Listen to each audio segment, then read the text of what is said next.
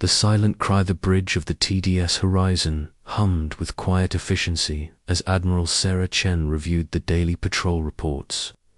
Stars stretched endlessly beyond the viewport, their light painting silver streaks across the darkness of space. The Terran Defense Fleet had been patrolling the outer rim for 3 months without incident, maintaining humanity's vigilant watch over the galaxy's most dangerous sectors. Chen was a veteran of 27 years in space, her weathered face bearing the marks of countless battles fought to protect Earth's expanding colonies. At 52, she commanded the respect of every officer under her command, not through fear, but through unwavering dedication to her crew and the principles that made humanity strong. Her salt and pepper hair was pulled back in a regulation bun, and her sharp green eyes missed nothing as they scanned the tactical displays. Captain Marcus Stone approached from the navigation station, his expression troubled. Stone had served as Chun's second-in-command for 8 years, and she had learned to read the subtle signs that indicated something was wrong. His usually perfect posture was slightly stiff, and his jaw was set in the way it got when he was wrestling with a difficult decision. "Admiral, we're receiving something unusual on the long-range communications array," Stone reported, keeping his voice low so the rest of the bridge crew wouldn't hear. "It's faint, but it appears to be a distress signal coming from the Vega."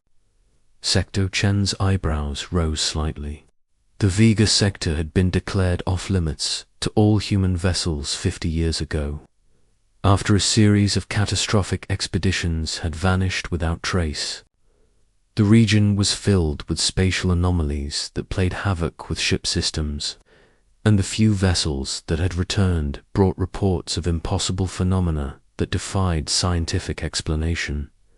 "That's impossible, Marcus. Nothing has lived in Vega since the Zephyrian extinction event. You know the regulations about that sector." Chen moved to Stone's station and studied the data scrolling across his screen. The signal was indeed there, weak but unmistakably artificial in origin. More disturbing was the fact that the encryption patterns matched those used by the Zephyrian civilization. The Zephyrians had been humanity's first contact with intelligent alien life. They were a peaceful species of tall, graceful beings with crystalline features and an advanced understanding of energy manipulation. For 15 years, humans and Zephyrians had shared knowledge and built a foundation for galactic cooperation. Then, without warning, all communication from Zephyrian space had ceased. Investigation fleets found empty worlds and abandoned cities, with no sign of what had happened to an entire civilization. Dr. Elena Vasquez joined them at the communication station, her scientific curiosity evident in her bright brown eyes. As the fleet's chief xenobiologist, she had studied every available record of Zephyrian technology and culture. Her expertise had proven invaluable during first contact situations with other species. "Admiral, if this signal is genuine, it changes everything we thought we knew about the Vega incident," Vasquez said, her voice filled with excitement and concern. The Zephyrians were incredibly advanced. If some survived whatever happened to their civilization, they might have information that could be crucial to galactic security. Chen studied the tactical display showing their current position relative to the Vega sector. Standing orders from Earth Command were clear. No vessel was to enter the Forbidden Zone under any circumstances. The spatial anomalies made navigation extremely dangerous, and the risk of losing an entire fleet was considered unacceptable by military leadership. Commander Lisa Park stepped forward from her position at the tactical station. At 28, she was the youngest senior officer on the bridge, but her record in the academy and during actual combat situations had earned her rapid promotion. Her black hair was cut in a short, practical style, and her dark eyes held the intensity of someone who had already seen more than her share of battles. "Ma'am, I've been analyzing the signal pattern, and there are some disturbing elements," Park reported. "The transmission appears to be automated, but it's been broadcasting for several weeks. If there are survivors, they've been trying to reach someone for a long time." The bridge fell silent as Chen considered their options. Military protocol was clear, but the possibility of Zephyrian survivors created a moral imperative that went beyond simple orders. These beings had been humanity's first allies in space, and abandoning them to whatever fate awaited in the Vega sector would be a betrayal of everything the Terran Defense Fleet stood for. Stone moved closer to Chen and spoke quietly. "Sarah, you know what Earth Command will say. The regulations exist for good reasons. We've lost too many ships in that sector already." Chen nodded, understanding his concerns. The Terran Defense Fleet couldn't afford to lose ships on rescue missions that might be impossible to complete. Every vessel under her command represented hundreds of crew members with families back on Earth, and their safety was her primary responsibility. The communication array suddenly crackled to life, with a clearer version of the distress signal. The voice that emerged was unmistakably Zephyrian, speaking in the musical tones that characterized their language. Dr. Vasquez quickly activated the translation protocols, and the desperate words filled the bridge. "This is Zarthok of the Crystal City, calling any allied vessels within range. We are the last survivors of our people, hiding in the deep caverns of Vega Prime. The Devourers have returned, and they are systematically consuming every star system. In this sector, we have vital information about their capabilities and weaknesses, but our defenses are failing. Please, if anyone receives this message, our children have never seen the sky. Do not let our civilization end in darkness." The translation ended, leaving the bridge crew staring at each other in shock. The mention of Devourers sent chills through everyone present, as it matched fragmentary reports from the few survivors of the original Vega expeditions. Those reports had described mechanical beings of impossible size and power that consumed entire planets for resources. Dr. Vasquez was the first to break the silence. "Admiral, the Zephyrians were incredibly advanced in energy technology. If they'd been studying these Devourers for 50 years, they might have developed weapons or defenses that could protect the entire galaxy." Park added her tactical assessment. "Ma'am, the signal strength suggests they're broadcasting from deep underground. If the Devourers are actively hunting them, every day we delay could be their last." Chen walked to the main viewport and stared out at the stars. In the distance, barely visible, she could see the faint glow of the Vega Nebula, where an entire civilization was fighting for survival. The decision she made in the next few minutes would either save thousands of lives or doom her entire fleet. "Marcus, what's our fleet composition?" she asked, without turning from the viewport. 12 heavy cruisers, 18 destroyers, and 6 support vessels. Total crew complement of 8,000 personnel, Stone replied. Already knowing where her thoughts were leading, Chen turned back to face her senior officers. 36 ships against unknown dangers and direct violation of standing orders. The court-martial board will have a field day with this decision. "Admiral," Park said firmly, "the Zephyrians helped humanity take our first steps into the galaxy.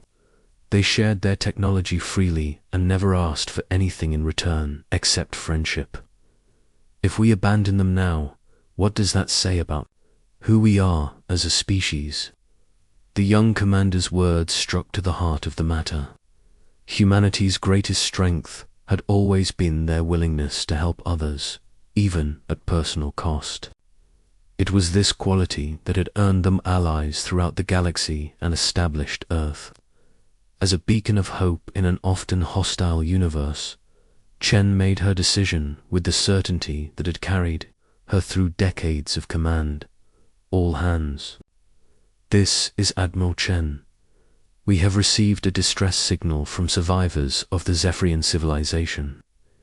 Despite the dangers involved, we cannot ignore their call for help. Set course for the Vega sector. Maximum speed. All department heads report. To the briefing room in 30 minutes. As the fleet altered course toward the Forbidden Sector, Chen felt the familiar weight of command settle on her shoulders. She was leading her people into unknown dangers based on a moral conviction that might cost them all their lives. But she also knew that some decisions were worth the risk, and saving the last remnants of humanity's first alien allies was definitely one of them. The journey to Vega took 18 hours, during which time Dr. Vasquez worked tirelessly to decode additional transmissions from the survivors. What she discovered painted a terrifying picture of an enemy unlike anything humanity had previously encountered. The Devourers were not a single species, but a collective consciousness spread across thousands of mechanical bodies, each one capable of stripping a planet bare of resources in a matter of days. As the fleet approached the edge of Vega space, the spatial anomalies began affecting their sensors and navigation systems. Stars appeared to shift position without warning, and instrument readings fluctuated wildly as they passed through pockets of distorted spacetime. Several of the smaller destroyers reported minor system failures, but the fleet pressed on toward Vega Prime Asterisk. The planet that appeared on their screens was barely recognizable as the thriving world described in historical records. The surface was scarred by massive excavation sites where the Devourers had strip-mined entire continents. The one's oceans had been reduced to toxic lakes, and the atmosphere glowed with the sickly light of industrial pollutants. "My God," Dr. Vasquez whispered as she studied the sensor readings. "They've been systematically dismantling the entire planet for raw materials." Chen ordered the fleet to maintain position at the edge of the system while they attempted to establish contact with the survivors. The response came quickly, as if the Zephyrians had been monitoring all frequencies for any sign of rescue. Zarthok S.A. voice filled the bridge again, but this time there was hope mixed with the desperation. "Human vessels, you have answered our call across the void. We are located in the ancient crystal caverns beneath the Singing Mountains. Our people have survived by hiding in the deepest tunnels, but the Devourers grow closer each day." The reunion between species was emotional despite the desperate circumstances. Zarthok appeared on the main screen as a tall, elegant being with features that seemed to be carved from living crystal. His people had once been beautiful beyond human imagination, but 50 years of hiding underground had taken their toll. His crystal formations were dulled with age and stress, and his large eyes held the weight of unimaginable loss. "Admiral Chen, your arrival gives us hope that our sacrifice has not been in vain," Zarthok said with dignity that transcended species boundaries. "We have learned much about the Devourers during our long hiding, and this knowledge must reach the wider galaxy if your civilization is to survive what is coming." Chen leaned forward in her command chair. "Zarthak, we're here to evacuate your people and return them to safety. How many survivors are we dealing with?" 3,000 Zephyrians remain, including many children who have never seen sunlight," Zarthok replied. "But Admiral, you must understand that the Devourers are not simply destroying worlds for resources. They are transforming this entire sector into a staging ground for something much larger. Your arrival has probably already been detected."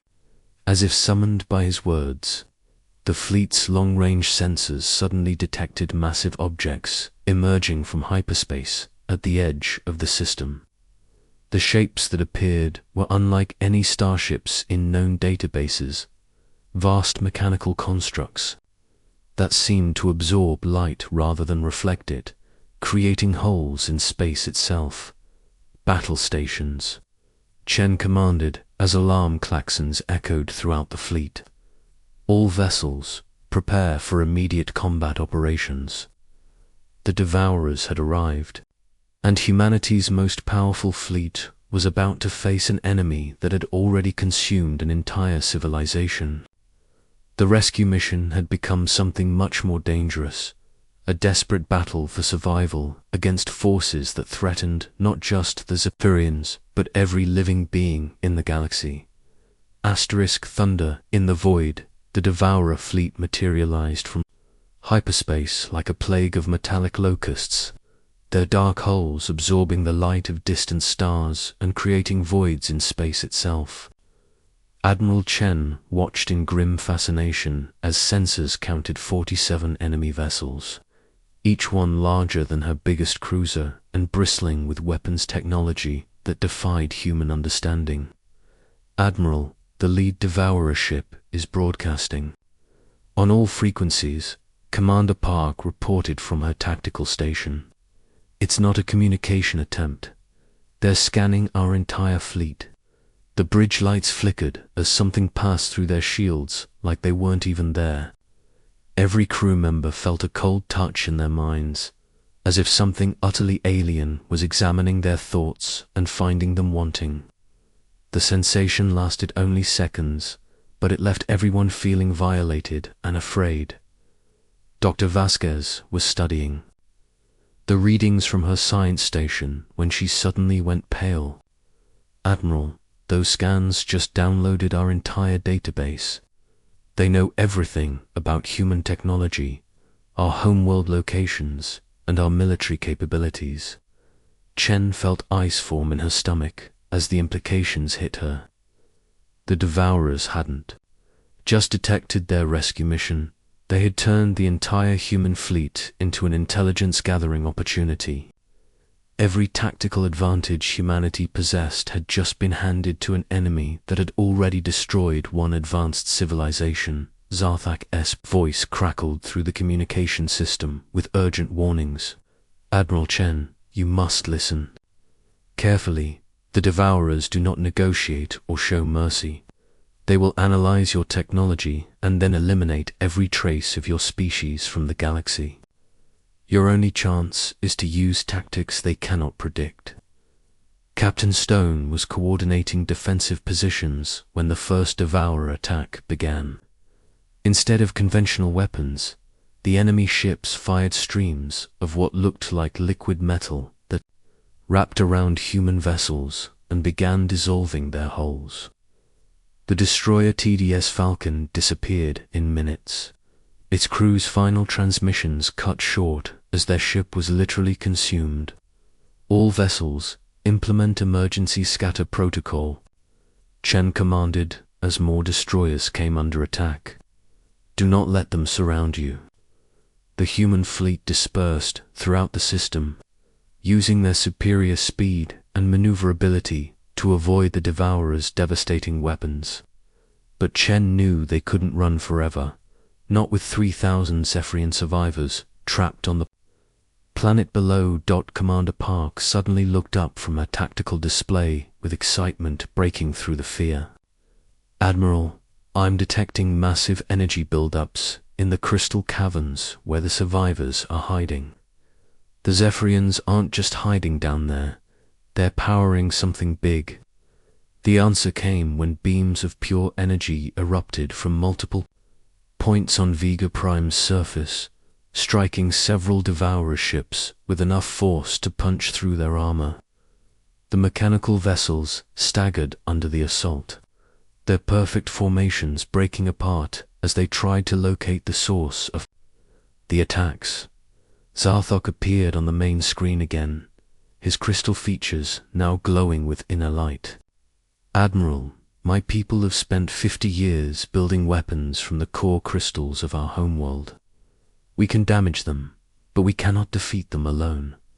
Will you fight alongside us? Chen didn't hesitate. All ships coordinate with Zephyrian. Ground batteries. Target any devourer vessel that approaches the planet. We're not leaving anyone behind. What followed was unlike any battle in human military history. The Terran defense fleet worked in perfect coordination with Zephyrian energy weapons, creating crossfire patterns that exploited weaknesses in devourer formations.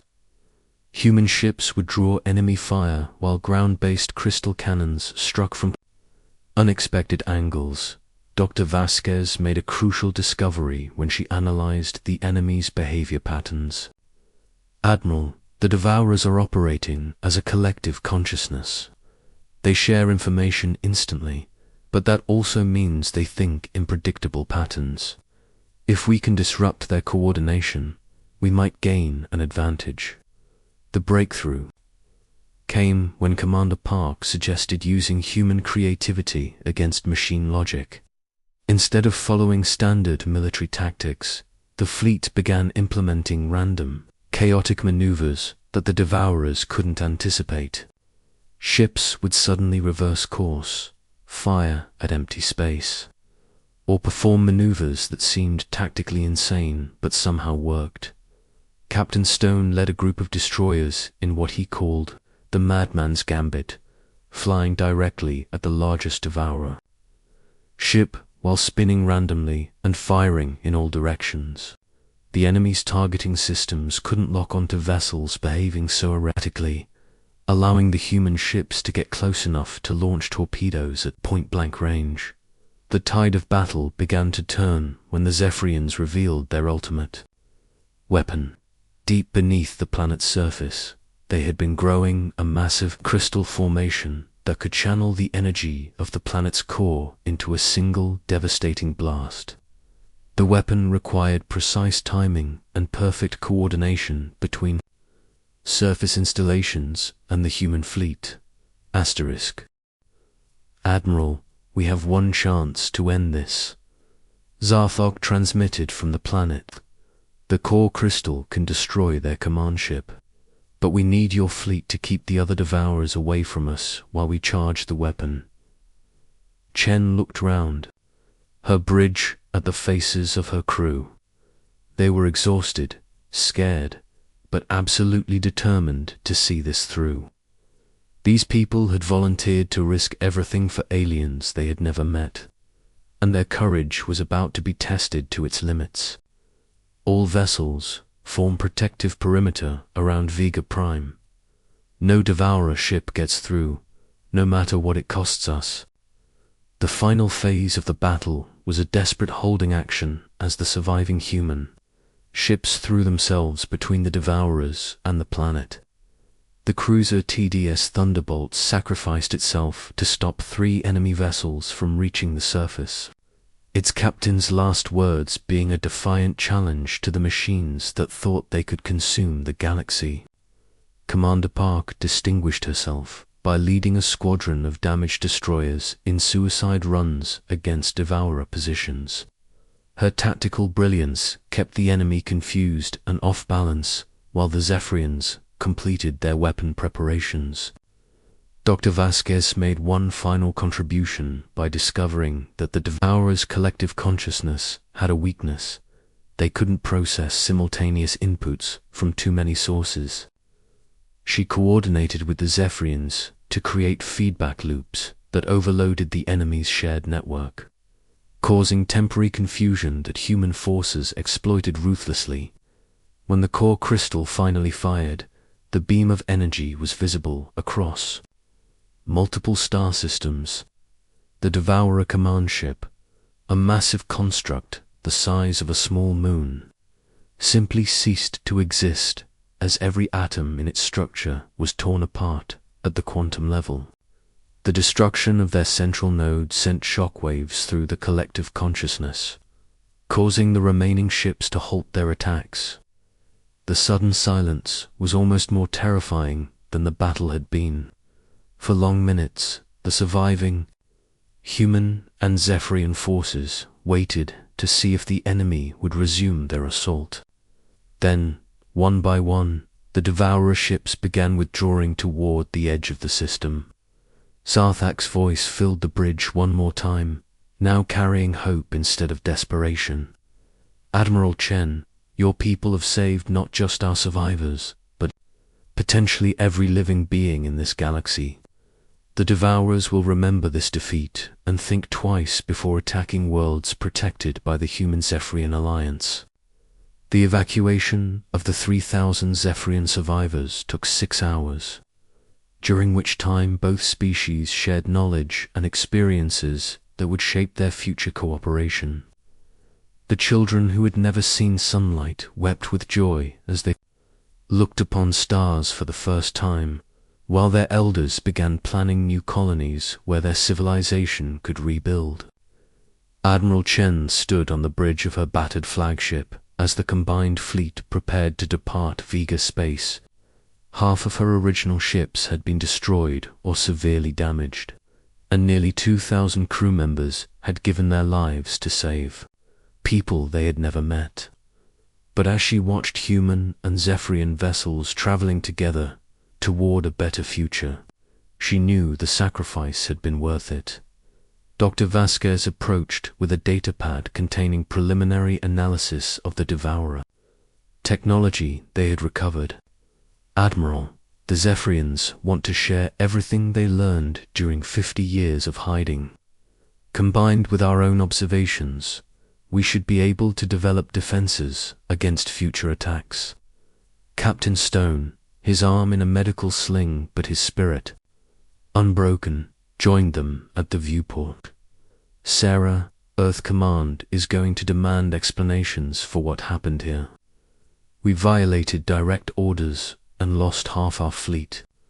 Chen smiled grimly as she considered the court-martial proceedings that awaited her. "Marcus, sometimes the right choice isn't the easy choice.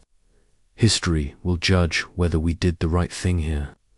The journey back to human space took 3 weeks, during which time remarkable bonds formed between the two species. Human children shared their games with young Zephyrians, while adult survivors exchanged stories of courage and loss that transcended language barriers. Commander Park, promoted to captain after her heroic actions in battle, worked with Zephyrian engineers to develop new defensive technologies. The combination of human adaptability and Zephyrian energy manipulation produced innovations that would protect the galaxy for generations to come. When the fleet finally reached Earth space, they were met not by court-martial officers, but by cheering crowds and media representatives eager to hear about humanity's first major victory against the rescue mission had become a symbol of what could be achieved when different species worked together against common threats. Admiral Chen was eventually exonerated of all charges when intelligence reports confirmed that the Devourer threat extended far beyond the Vega sector. Her decision to violate orders had prevented a galactic catastrophe, and her tactical innovations became required study at military academies throughout human space. The Zephyrian survivors established new colonies in systems protected by human fleets, while their scientists worked alongside Earth's best minds to develop new technologies. The alliance forged in the fires of battle became the foundation for a galactic confederation that would stand against the darkness. Years later, when young officers asked Admiral Chen about the Vega incident, she would tell them that humanity's greatest strength had never been their weapons or their technology. It was their willingness to risk everything for others, even strangers from distant worlds. That quality, she would say, was what made them worthy of the stars. The Stellar Guardians had answered a cry for help across the void, and in doing so, they had saved not just one civilization, but laid the groundwork for galactic peace.